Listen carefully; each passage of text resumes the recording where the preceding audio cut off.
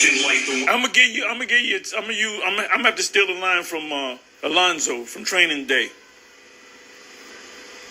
My record speaks for itself. That's another topic. When Paul said, was that 2 Corinthians 11, bear with me in my folly? What was he saying? Saying the same thing that Alonzo said in Training Day. My record speaks for itself. That's what Paul was saying. Paul was saying, my record speaks. Here's my record.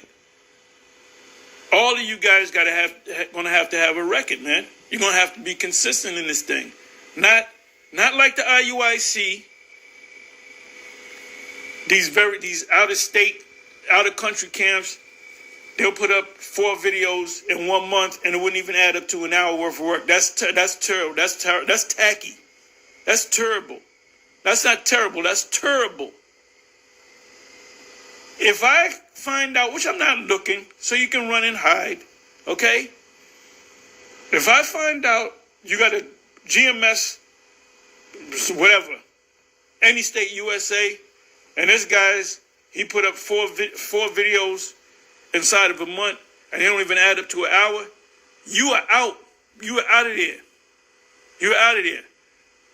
If you are head of a camp, the elder of a camp, you got 20 guys in your camp, every last one of them supposed to be doing videos on the regular. They should be doing videos every day. Sometimes it's hard to do that. You should be doing videos, 3 days out of the week at least. Consistent. And not no 2-minute video. Not no, I'm gonna record this video, the Elder Yashawamba, then I'm gonna put up on my page. No, that's not the work. Anybody could do that shit. And I've been saying that. So you leaders lead. How do you lead? You know what you got to do. You know the Spirit's on you. You're out there on the highways and the byways 1 day a week, maybe 2 days a week. You're doing the sit downs. Guess what? They got to do, if they're in your camp, if they're under you, they got to do what you got to do. Maybe not as much as you got to do, but almost as much. Maybe half as much. Because you're supposed to be on fire. So if the camp leader's on fire, then the rest of the 5 men, 10 men, 20 men are supposed to be on fire too. If they're lacking that fire, get rid of them. Get rid of them. You know, that's dead weight.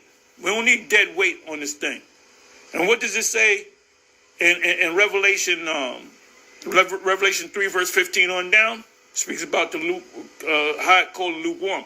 I used to open that every time before we used to meet at 12 o'clock on a so-called Saturday. And that's when we thought that was the Sabbath.